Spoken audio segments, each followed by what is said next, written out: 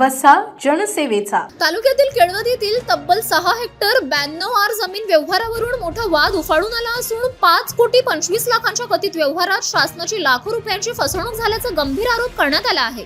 सुधाकर पुंडलिक खरात यांनी दिलेल्या तक्रारीनुसार धनंजय संपतराव सावंत व निर्मला सावंत यांनी 16 मे 2024 रोजी नोटरीद्वारे 5.25 कोटी रुपयांचा विक्री करार केला होता. त्यावेळी 1,75,00,000 रुपये ॲडव्हान्स दिल्याचाही दावा करण्यात आला आहे. मात्र पुढे 22 डिसेंबर 2025 रोजी करण्यात आलेल्या खरेदी खतात केवळ 1 कोटी रुपयांचा व्यवहार दाखवण्यात आल्याचा धक्कादायक आरोप तक्रारीत करण्यात आला आहे. यामुळे शासनाचे तब्बल 21,20,000 रुपयांचे मुद्रांक शुल्क बुडवण्यात आल्याचा दावा अर्जदारांनी केला आहे. या प्रकरणात दुय्यम निबंधक चिखली कार्यालयाचीही दिशाभूल करण्यात आल्याचा आरोप असून संपूर्ण व्यवहाराची सखोल चौकशी करण्याची मागणी करण्यात आली आहे. विशेष म्हणजे कारवाई न झाल्यास प्रकरण थेट आयकर विभाग, जिल्हाधिकारी मंत्रालय आणि सोशल मीडियापर्यंत नेण्याचा इशाराही तक्रारदारांनी दिला आहे. त्यामुळे चिखलीतील या कोट्यवधींचा जमीन व्यवहार आता जिल्हाभर चर्चेचा विषय ठरत आहे.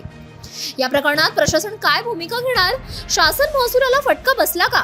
आणि या व्यवहारामागे नेमकं कोणाचा आशीर्वाद आहे याकडे आता सर्वांचे लक्ष लागले आहे. मी चिखली येथील रहिवासी असून माझं नाव सुधाकर पुंडलिकराव खरात आहे व माझे मित्र धनंजय सावंत यांनी केळवतीतील 17.5 एकर जमीन 5,25,00,000चा करारनामा, नोटरी करारनामा माझ्या समक्ष झालेला आहे व त्यांनी खरेदी 1 कोटीची दाखवून शासनाचा 21,20,000 रुपये मुद्रांक शुल्क बुडवलेला आहे.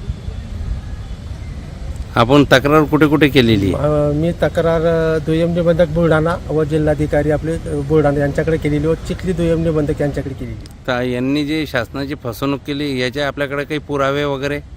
माझ्याकडे का? हां माझ्याकडे याची नोटरी करारनामा आहे ना.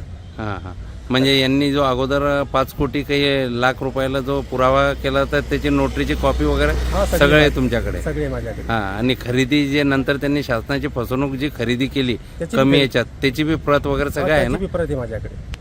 जितेंद्र कायस्थ, मुख्य संपादक, सिटी न्यूज.